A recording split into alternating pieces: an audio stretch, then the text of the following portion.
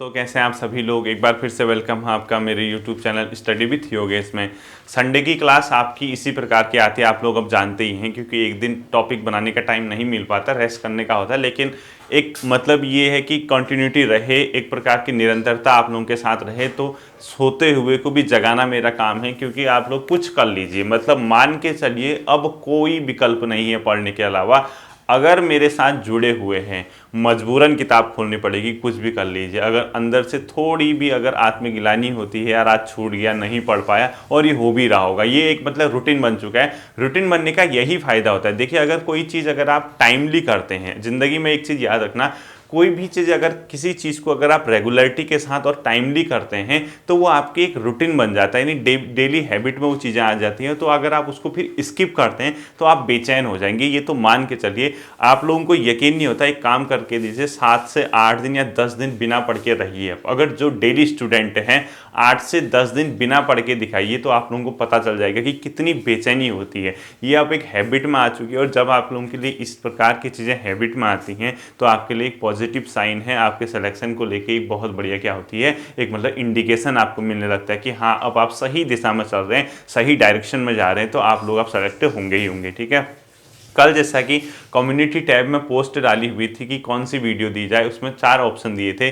पहला ऑप्शन था क्या अंडर ग्रेजुएशन वालों के लिए समझाया जाए। दूसरा ऑप्शन था कि मतलब जो एक रेस्ट कर लूँ, संडे है। एक ऑप्शन था सर पढ़ तो नहीं रहे हैं, ना कॉन्फिडेंस है ना कुछ है, क्या होगा, हेल्प कीजिए, इस टाइप का। तो उसी पॉइंट पे सर्वाधिक लोगों ने मत किया था, यानी 65% लोगों ने क्या किया था, उस पर वोटिंग की थी, और ये कह रहे थे कि सर आप यही समझाए। कई लोग थे सर थोड़ा थोड़ा सब चीज़ बता दीजिए। ठीक है, चलिए जो भी है वो आपको मैं समझाता हूँ। अब पहली बात जैसे मैंने लिखा है, सबसे पहले मैं आपको एक डेट का एक अनुमान देता हूँ। देखिए, कई लोग अभी भी टेलीग्राम पे मैसेज वगैरह करते हैं, सर इसका एग्ज़ाम कब होगा, इसका एग्ज़ाम कब होगा। एग्ज़ाम जब होगा तब होगा। जितना मैं आपको समझ रहा हूँ, यानी जितना मेरे समझ है, उसके हिसाब से मैं आप लोगों को बताना चाहता हूँ कि आपकी एग्ज़ाम की डेट कब कब हो सकती है। ठीक है, देखिए पहला केस है, अगर 31 अक्टूबर को कनिष्ठ सहायक का पेपर हो जाता है, 31 अक्टूबर को अगर किसका कनिष्ठ सहायक का पेपर हो जाता है, तब तो आपके लिए डेट ओपन दिखते हैं। अब लेकिन इस एग्जाम के होने या न होने पे थोड़ा सा संशय बना हुआ है, क्योंकि अगर जैसे अभी आयोग ने एग्जाम डेट तो डिक्लेयर कर दी है,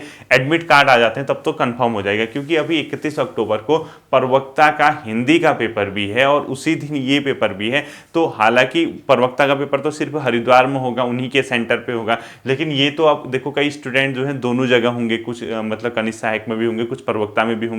यूकेपीएससी ने जो डेट दी है अपने आप में प्रवक्ता की, उसके तो एडमिट कार्ड भी जारी हो गए हैं, लेकिन कनिष्ठ सहायक वाले ने भी 31 अक्टूबर की डेट दी है, यानी यूके ट्रिपल एस ने। अब देखते हैं कि आयोग क्या करता है। ठीक है, या तो 31 अक्टूबर को पेपर कराएगा या उसको पोस्टपोन कर देगा। बाई चांस 31 अक्टूबर को पेपर हो जाता है, किसी केस में अगर ये पेपर हो गया 31 अक्टूबर को, तो आप लोग ये मान के चले कि वीडियो बीपीडीओ के पेपर होने के आपके चांसेस बहुत ज़्यादा बढ़ जाएंगे नवंबर एंड या दिसंबर स्टार्टिंग में। ठीक है, यानी आपका जो वीडियो बीपीडीओ वाला पेपर है, वीडियो वाला यानी बीपीडीओ जो 854 वाला पद है, ये इनके जो एग्ज़ाम है आपका, इसके बहुत ज़्यादा संभावनाएँ बढ़ जाएंगी। कब? या तो नवंबर लास्ट या दिसंबर स्टार्टिंग में ये पेपर आपका हो जाएगा। ठीक है, अगर किसी केस में ये पेपर 31 अक्टूबर को नहीं हो पाता है तो ये जाएगा 15 नवंबर के बाद ही, क्योंकि बीच में दीपावली वगैरह आपकी पड़ जाएगी। तो आयोग भी त्योहारों में तो कराएगा नहीं, तो लगभग 10-15 नवंबर के आसपास जो संडे वगैरह पड़ेंगे, वहां कहीं इस पेपर के होने की संभावना है।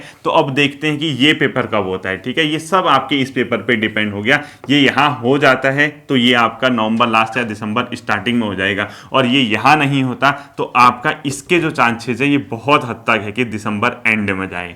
ठीक है, ये अपना मेरा एक अनुमान है, ये कोई मतलब ऑफिशियली नहीं है, ना ही इसकी मैं ऑफिशियली कोई घोषणा करता हूं, लेकिन ये मेरा एक अनुमान है कि ये इस पेपर के चांसेस दिसंबर एंड तक जाने के हैं, अगर ये पेपर पोस्टपोन होता है। क्योंकि ये भी बड़ा पेपर है, ये भी बड़ा पेपर है। ये 15 नवंबर होगा तो ऐसा तो है नहीं कि 10 दिनों में दूसरा पेपर करा दे, और क्योंकि बीच में 12 दिसंबर को आपका लोअर पीसीएस का एग्जाम होना है, 12 दिसंबर को लोअर पीसीएस का। ठीक है, और 28 नवंबर को आपका उससे पहले एफआरओ का पेपर होना है। ये देखिए, ये ऑलरेडी बुक्ड है। ठीक है, ये एग्जाम ऑलरेडी होने ही होने हैं। ये यूकेपीएससी ने लगभग इसको फिक्स कर दिया, और यूकेपीएससी मुश्किल से ही ऐसा करेगा कि अपने किसी बड़े एग्जाम को आगे पीछे करे। ये इनकी लगभग डेट फिक्स रहती है, तो ये तो थोड़ा फ्लेक्सिबल है, ये तो आगे पीछे हो जाते हैं, लेकिन ये फ्लेक्सिबल नहीं है। ये एक बार डाल दिया तो हार्डली कोई ऐसा मतलब इवेंट होगा कि ये इस चीज़ को पोस्टपोन करे। यानी आप लोगों का देखिए 28 नवंबर ऑलरेडी तय है, 12 दिसंबर की डेट ऑलरेडी बुक है, इन 2 डेटों पे तो कराएगा नहीं। अब इसके बाद की जो डेट है वो अगर बीडीओ बीपीडीओ का पेपर यहाँ नहीं हो पाता, 31 अक्टूबर नहीं हो पाता, तो कहीं ना कहीं आप मान के चलिए 15 नवंबर के आसपास, यानी इसके आसपास आपका कनिष्ठ सहायक का पेपर हो सकता है। किसका? कनिष्ठ सहायक का, इसी के आसपास हो सकता है 15 नवंबर के आसपास। लेकिन अगर आपका ये यहाँ हो जाता है तो ये बीडीओ बीपीडीओ का जो एग्जाम है नवंबर एंड या आपका दिसंबर स्टार्टिंग में, 12 दिसंबर से पहले आपका वीडियो बीपीडीओ का पेपर हो जाएगा। ठीक है, इस प्रकार के इसके चांसेस हैं। अब रहता है एक और पेपर पटवारी और लेखपाल का, क्योंकि उसके भी बहुत से स्टूडेंट हैं, उसके पेपर की भी लगभग तिथि पूछते रहते हैं कब होगा।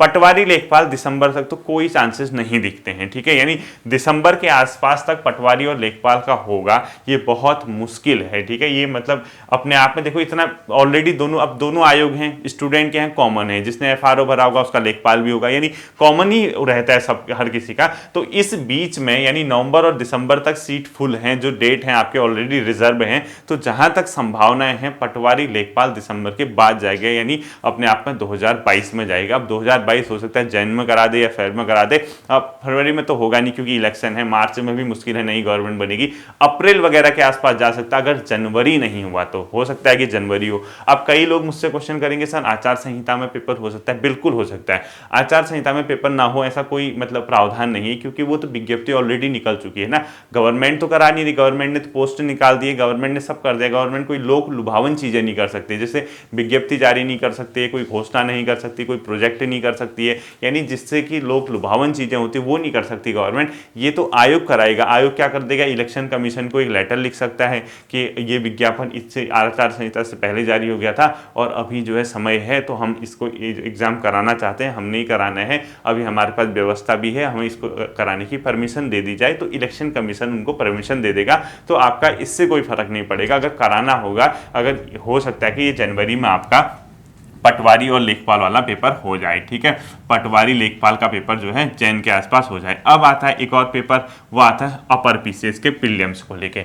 अपर पीसीएस का जो प्री का पेपर है वो थोड़ा सा पेच फंसा पड़ा है, यानी अब वो क्या पेच है, वो तो इंटरनल चीज़ है, वो तो मैं ऐसे मतलब अब यहाँ पे इस मंच पे बता नहीं सकता हूँ, लेकिन वो थोड़ा सा उसमें पेच फंसा है। एक तो पेच तो आप खुद ही समझ लीजिए, अभी तो विज्ञापन दोबारा जारी होना है, उसमें एसडीएम वगैरह के पद जुड़ के आने हैं, और उसमें जो एज का रिलैक्सेशन है, जो 42 साल से 1 साल ऊपर का जो है वो छूट दी हुए। तो जब भी दोबारा विज्ञप्ति जारी होगी, विज्ञप्ति का मतलब दोबारा ओपन होगी पोस्ट, तो उसमें कुछ पेच फंसा हुआ है। जैसे ही दोबारा ओपन होगी उसका 21 डेज तो फॉर्म फिल करने को मिलेगा, यानी अक्टूबर तक तो विज्ञप्ति जारी नहीं हुई है। सपोज वो नवंबर स्टार्टिंग में या दीपावली के बाद जारी होती है या इस मंथ के एंड में जारी होते हैं, तो 21 डेज तो फॉर्म फिल करने के मिलते हैं। तो वो 21 डेज का मतलब समझ के चले नवंबर एंड की बात आ गई। अब जैसे ही नवंबर एंड की बात होगी तो ऐसा नहीं कि 1 महीने में पेपर हो जाए, तो उसका जो चांसेस हैं, अगर सब कुछ सही रहा तो जैन के एंड तक, जनवरी एंड तक होगा। अगर किसी केस में जनवरी एंड नहीं हो पाया तो अपर पीसीएस के जो एग्जाम की डेट है फिर वो आपका कहाँ जा सकती है,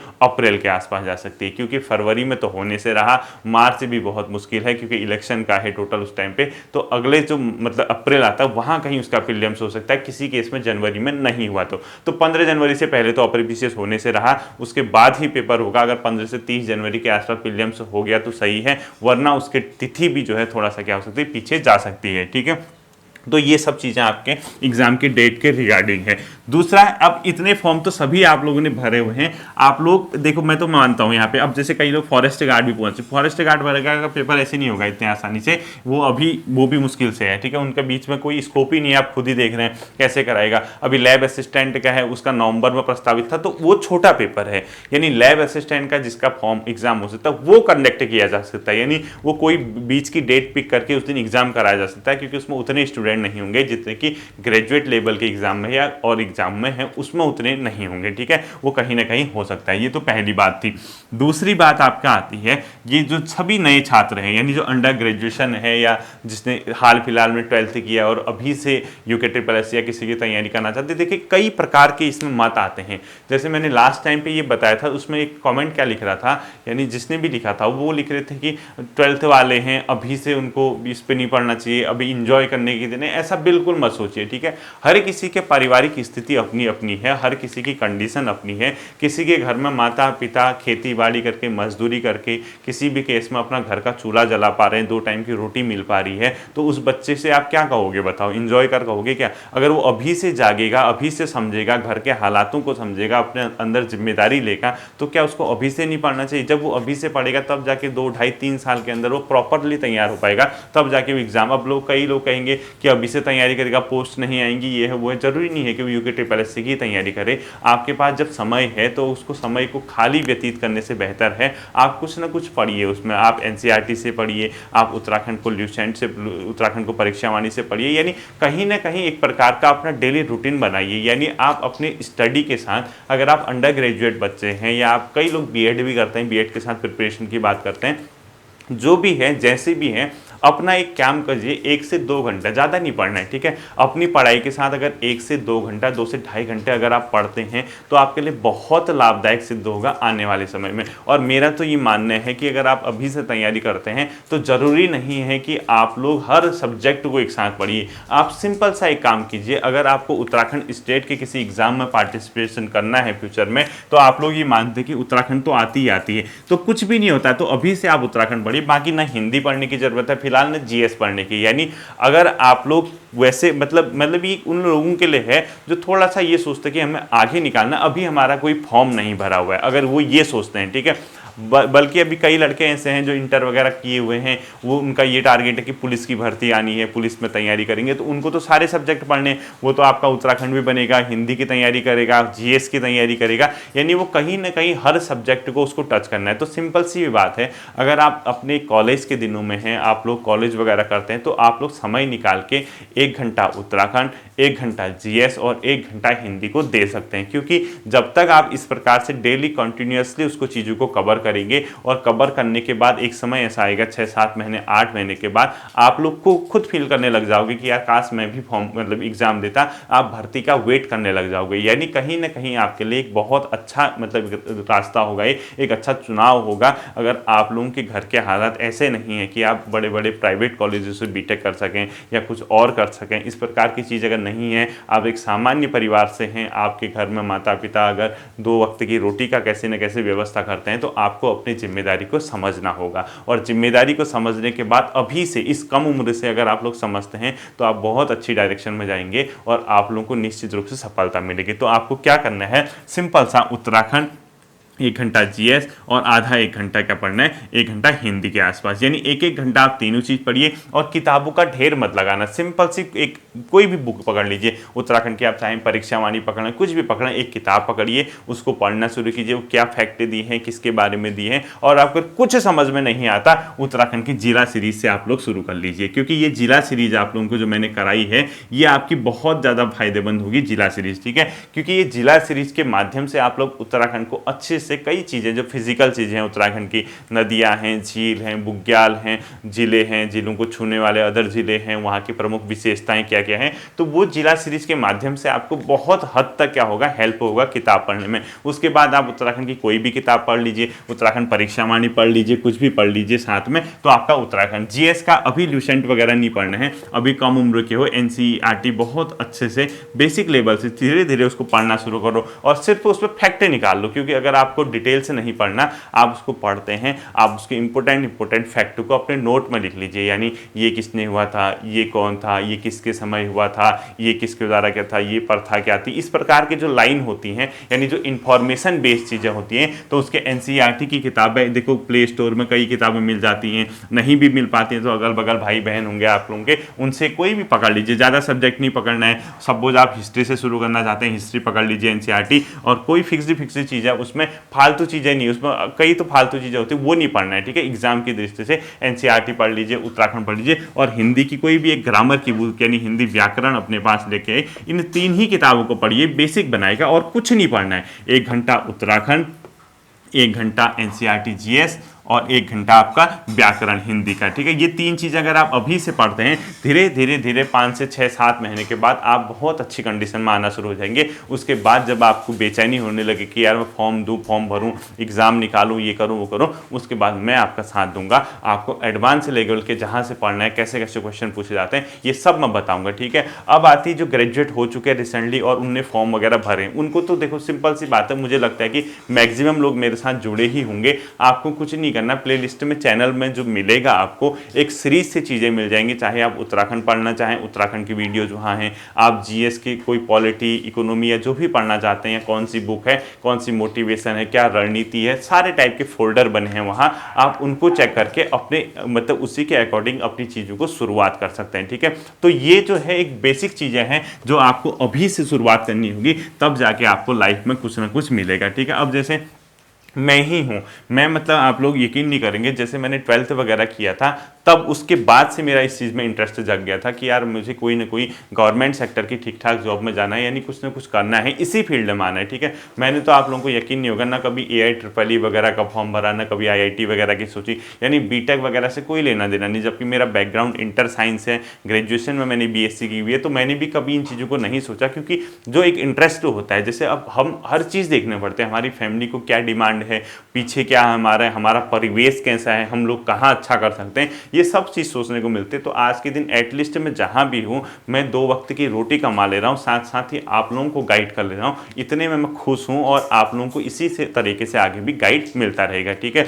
तो मैंने अपना क्या किया, मैंने ग्रेजुएशन के दौरान ही कई चीज़ें, जैसे मैंने मतलब आप जो गवर्नर जनरल वाला एक पोर्सन देखा होगा आपने लूसेंट की हिस्ट्री में, मैंने वो जब मैं BSc फर्स्ट ईयर में था, वो मुझे पूरा पता था, मतलब कंप्लीटली मैंने उसको समझ गया था, कौन गवर्नर आए, किसके समय क्या इवेंट हुआ क्या। तो उसके बाद क्या होने लगा, जैसे उस दौरान पेपर वगैरह होते थे, जैसे हमारे बड़े भाई लोग हैं, उन लोगों ने एग्जाम वगैरह दिए, तो मैं सिर्फ देखता था, तो उससे कई क्वेश्चन तो वैसे ही समझ आते थे। जैसे जो ग्रेजुएशन में मतलब गवर्नर वाला पोर्शन है, व्याकरण, वो मॉडर्न हिस्ट्री के अंदर वो जो मैंने पढ़ा, उससे मेरे को जो क्वेश्चन पेपर में आता था, मैं सिर्फ वही क्वेश्चन ढूंढता था कि क्या आया है। तो मैं देखता था कि यार ये क्वेश्चन आया है गवर्नर जनरल से, तो मेरा आंसर बन जाता था। तो मेरा वहां से समझ में आने लग गया था कि यार कहीं ना कहीं अगर हम कोई टॉपिक को, यानी अगर चीज़ों को पढ़ें तो पेपर में तो वही चीज़ें आती हैं, यानी सब हम पे डिपेंड करता है कि हम उसको पढ़ें या न पढ़ें। तो धीरे धीरे मैंने क्या किया, भारतीय राष्ट्रीय कांग्रेस के प्रमुख अधिवेशन देखने शुरू किए, कहाँ कहाँ हुए, किन लोगों ने उसकी अध्यक्षता की, भारत में प्रमुख आंदोलन देखने शुरू किए, भारत छोड़ो आंदोलन क्या था, सविनय अवज्ञा क्या था।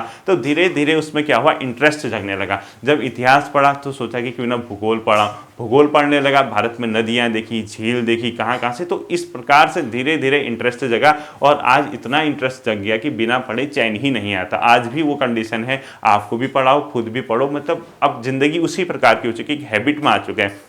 और ये ऐसा नहीं है कि मतलब जैसे कई लोग मुझसे कह रहे थे कि सर आपको देख के लगता है कि आप बहुत ज़्यादा स्ट्रिक्ट होंगे, ठीक है, ये भी कई लोगों ने कमेंट किया है। ऐसा बिल्कुल भी नहीं है, क्योंकि ये यूट्यूब का मंच है और यहाँ से मैं आपको एक मतलब शिक्षण सामग्री उपलब्ध कराता हूँ, आपको मैं शिक्षित कराता हूँ, आपको मैं कैपेबल बनाता हूँ। तो यहाँ मैं कितना सिंसियर हूँ, एज इससे आउटसाइड में बहुत ज़्यादा फ्रेंडली हूँ, ठीक है। यानी पढ़ाई अपनी जगह है, इंजॉयमेंट अपनी जगह है, दोस्तों के साथ घूमना, मौज मस्ती करना, वो सब मेरी लाइफ में है, ठीक है। मैं हर टाइप की चीज़ों को करता हूँ, हर टाइप से इंजॉयमेंट करता हूँ। तो आप लोग ये मत समझना कि सर तो बस 24 घंटे पढ़ते रहते होंगे, बहुत ज़्यादा स्ट्रिक्ट होंगे, हमें भी अपना जैसा बना देंगे, पढ़, ऐसा बिल्कुल नहीं है। ये सिर्फ आधे से 45 मिनट की जो आधे घंटे 45 मिनट की जो वीडियो है, इसके माध्यम से अगर आप लोगों का कैरियर बन जाता है तो बताओ, जिंदगी में तो पूरी लाइफ पड़ी है एंजॉय करने के लिए। तो इस आधे घंटे को 24 घंटे में से इस आधे घंटे 35 मिनट को सुनो, इसका जो आपको आउटपुट मिलता है, जो आपको मैं समझाता हूँ, इसमें जो आपको करना है, आधा घंटा 45 मिनट, 1 घंटा, 2 घंटा, 3 घंटा, डेली के 4 घंटे आप लोग पढ़िए। उसके बाद आपके पास पूरा टाइम, आप जो करना चाहते हैं। इंसान की जिंदगी सिर्फ पढ़ाई या किताबों तक ही नहीं रहनी चाहिए सीमित, उसको हर टाइप से अपने लाइफ को अपने क्या करना होगा, हैंडल करना होगा।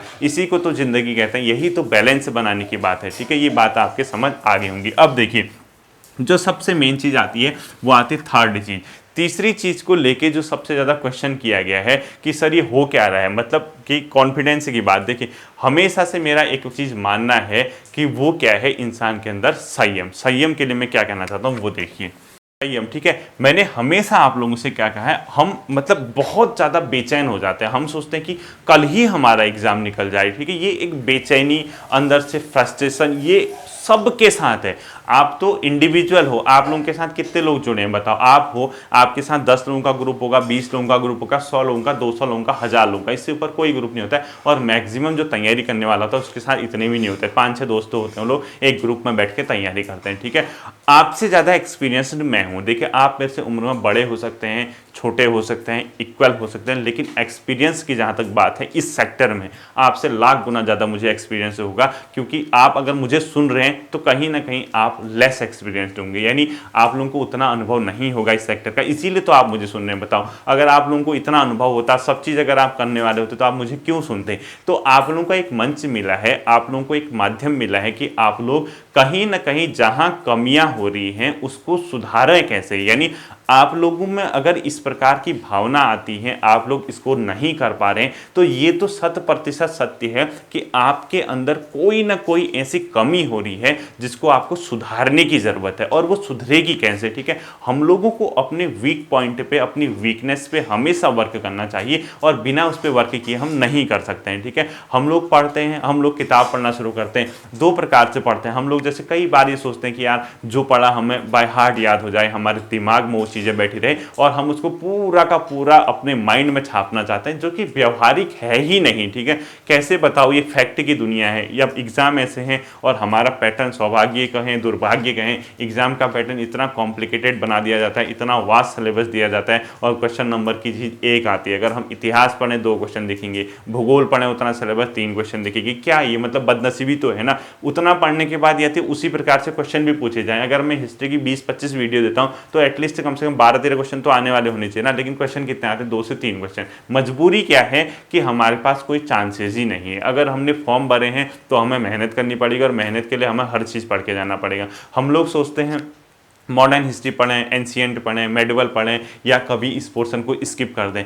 किस्मत ऐसी खराब रहेगी, जो स्किप करेंगे वही पेपर में आएगा। किस्मत देखो ना, कैसा हमारा भाग्य है। जो चीज़ हम घर पे छोड़ के जाते हैं, हमें ये लगता है कि यार ये चीज़ इस बार नहीं आएगी, और पेपर में देने जाते हैं वही आ जाती है। कई लोगों ने वर्ल्ड हिस्ट्री पढ़ना शुरू किया, पिछले 2-3 पेपरों में उसने वर्ल्ड हिस्ट्री पूछना शुरू किया, तो उन लोग, तुम्हारे साथ क्या हुआ, अगले पेपर से वर्ल्ड हिस्ट्री आना छूट गया। पहले वर्ल्ड हिस्ट्री नहीं पढ़ते थे और चीज़ रट के जाते थे, वर्ल्ड हिस्ट्री पूछ दिया। हो सकता है कि इस बार सब पढ़ के जाओ, इकोनॉमी छोड़ो, इकोनॉमी पूछ दे। तो ये रिस्क तो हम ले नहीं सकते हैं। या तो हम इतने मतलब हमारा सिस्टम ऐसा होता कि 6-6 महीने में विज्ञापन आते, 6-6 महीने में पेपर होते, एक रेगुलर कंटिन्यूटी बनी रहती, इसमें इस बार नहीं तो अगली बार, इस बार नहीं तो अगली बार, ये चलता रहता। अब किस्मत ऐसी, एक बार पोस्ट आएंगी, 3 साल तक पोस्ट नहीं आती, और उसी में हमें सब कुछ करना है। तो इसलिए मैं कहता हूँ, अगर समय है, समय रहते हमें अगर मेहनत करनी पड़ी तो उसमें कोई मतलब परेशान होने की ज़रूरत नहीं है, ठीक है।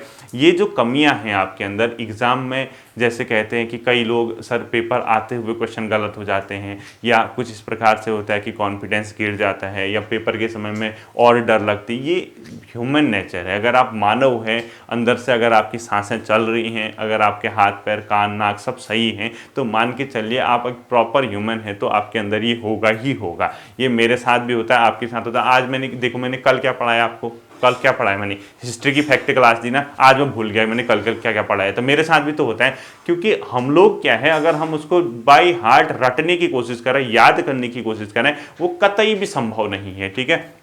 तो आपको क्या करना है ऐसी कंडीशन में, जब ये चीज़ें होती हैं, आपको एटलीस्ट देखो, हर फैक्ट, हर चीज़, हर क्वेश्चन को अगर पढ़ के बैठोगे, रट के जाओगे, नहीं आता है पेपर। पेपर तो एक प्रकार का मतलब आपका एनालिटिकल बेस आता है, कुछ फैक्ट होंगे, कुछ समझ होगी, कुछ अपने आप में तर्क होंगे, इसी प्रकार से ओवरऑल एक पेपर बनता है। तब जाके उसमें एक स्कोर हम लोग करते हैं, लगभग 70-75 मार्क्स का हम स्कोर करते हैं, तब जाके हमारा सिलेक्शन होता है। तो हम लोग अगर उसको बाय हार्ट याद करेंगे, सब कुछ याद करके जाएंगे, तो हमारा नहीं वो याद होने वाला है, ना हमारा कुछ होने वाला, हमारा समय क्या जाएगा, बर्बाद जाएगा। सिलेक्शन के लेके आप लोग क्यों जुड़े हैं मेरे साथ, बताइए। आपका अंतिम उद्देश्य क्या है, आपका साध्य क्या है, साध्य बोलते हैं उसको, ठीक है। इस टर्मिनोलॉजी को साध्य बोलते हैं, एक साधन बोलते हैं। देखो, आपका साध्य क्या है, आप चाहते हैं कि सिलेक्शन लेना है, आप यही तो चाहते हैं, आप सिलेक्शन लेना चाहते हैं, कि यही आपका साध्य है। साधन क्या है आपके पास, साधन क्या है, या तो आप किताबों के माध्यम से पढ़ते होंगे, या आपके अपने नोट्स होंगे, या किसी यूट्यूब चैनल से, या किसी कहीं कोचिंग वगैरह से जाते होंगे।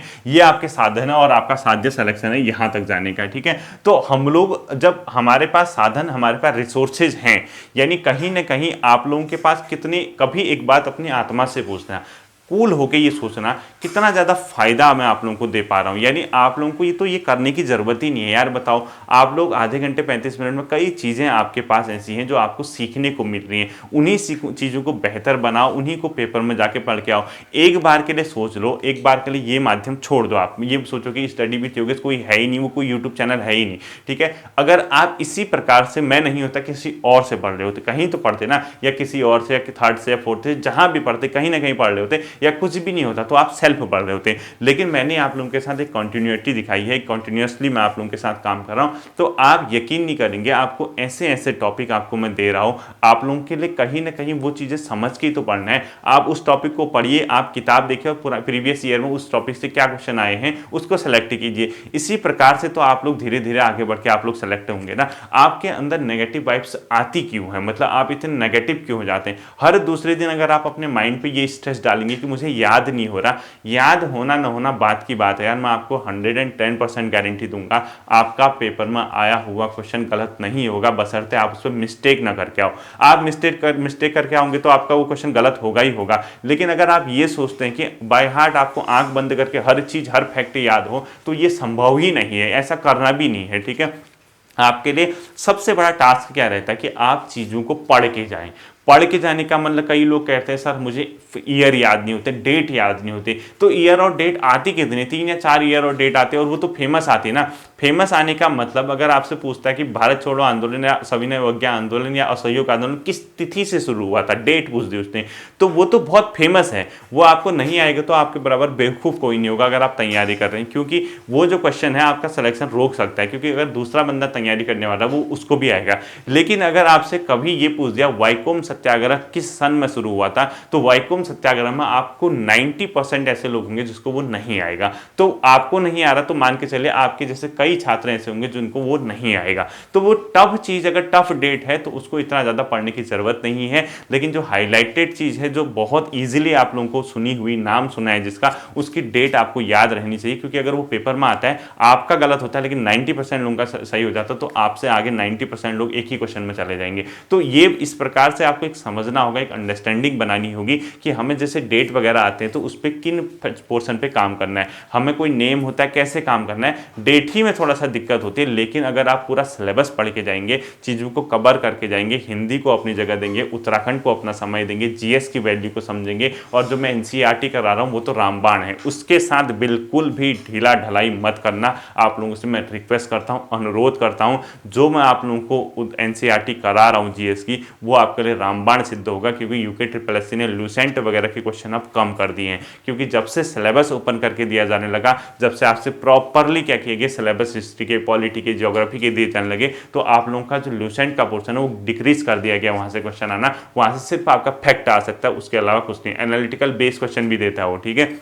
जैसे अभी ये सचिवालय सुरक्षा घाट का पेपर हुआ था, उसमें ज्योग्राफी के क्वेश्चन देखे होंगे आपने, कई एनालिटिकल बेस्ड क्वेश्चन आए थे, जनसंख्या वगैरह से, प्रवास वगैरह से। तो ये क्वेश्चन आपको लूसेंट में नहीं मिलेंगे, ये सिर्फ मैं आपको एनसीईआरटी के माध्यम से कराऊंगा। ये आपका बहुत बड़ा पॉजिटिव होगा, ठीक है। आप लोगों ने अपने सिलेबस में एक टॉपिक देखा होगा, निशस्त्रीकरण वाला, शस्त्रों की होड़, या मानवाधिकार जो सार्वभौमिक घोषणा है पॉलिटी के अंदर, वो टॉपिक भी आपके तैयार मिलेंगे बहुत जल्द। एंशिएंट हिस्ट्री आपकी है कंप्लीटली आपको तैयार मिलेगी, आपको 10 नवंबर के आसपास तक उसके सारे वीडियोस कंप्लीट मैं कर दूंगा। उसके अलावा ज्योग्राफी का जो पोर्शन है एनसीईआरटी का, बहुत जल्द मैं उसको खत्म कर दूंगा। तो जब आप इतना पढ़ के जा रहे हैं कि घर पे आप लोग, मैंने आपको उत्तराखंड की रिवीजन तक शुरू करवा दिया है, आप मेरे साथ रिवाइज कीजिए। वो सीरीज भी कंटिन्यू आपकी उत्तराखंड हिस्ट्री की रहेगी। 4 वीडियोज के अंदर यकीन मानिए मैं आपका उत्तराखंड हिस्ट्री का रिवीजन करवा दूंगा, 4 से ज़्यादा वीडियो नहीं लगेंगी उसमें, ठीक है। और कराऊंगा वही क्वेश्चन जो मेन में। तो उत्तराखंड में पढ़ा रहा हूँ, जीएस की एनसीईआरटी में दे रहा हूँ। आप लोगों से रिक्वेस्ट कर रहा हूँ कि थोड़ा सा हिंदी वगैरह जो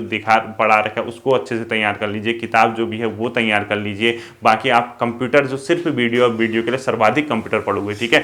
वीडियो वीडियो में कंप्यूटर सर्वाधिक आएगी, भले ही पटवारी, लेखपाल, कनिष्ठ सहायक में कम आए, लेकिन वीडियो में कंप्यूटर के क्वेश्चन ज़्यादा आएंगे, उसको आप लोग तैयार कीजिए। जो द्वंद्व में फंसा हुआ है, जिसके 2 या 4 एग्जाम अलग अलग सेक्टर के हैं, सिलेबस लगभग सेम रहता है, जिसका अलग सिलेबस है उसको 1 से 2 घंटे अपने सब्जेक्ट को, जैसे आपका लैब असिस्टेंट का पेपर है उसको 1 से 2 या 2.5 घंटा उसको साइंस को दीजिए। बाकी सारा सिलेबस सेम है, उत्तराखंड आएगी, जीएस आएगी, थोड़ा बहुत मैथ्स रीजनिंग आएगी, हर चीज़ को आप लोगों को प्रोवाइड किया जाएगा। आप लोग घर पे मेहनत कीजिए, अपने कंफर्ट जोन से बाहर आके मेहनत कीजिए, कतई निराश मत होइए, पॉजिटिव रहिए। आज नहीं तो कल सिलेक्शन होगा, आराम से होगा, संयम के साथ होगा। इन्हीं शब्दों के साथ आप लोगों को ये बातें समझ आई होंगी, आप फिर पॉजिटिव होंगे, आप करके दिखाएंगे, ये मेरी आशा है। फिर मिलता हूँ आपके साथ कल अगले टॉपिक के साथ, अगली वीडियो के साथ। अपना ध्यान रखिए। Thank you.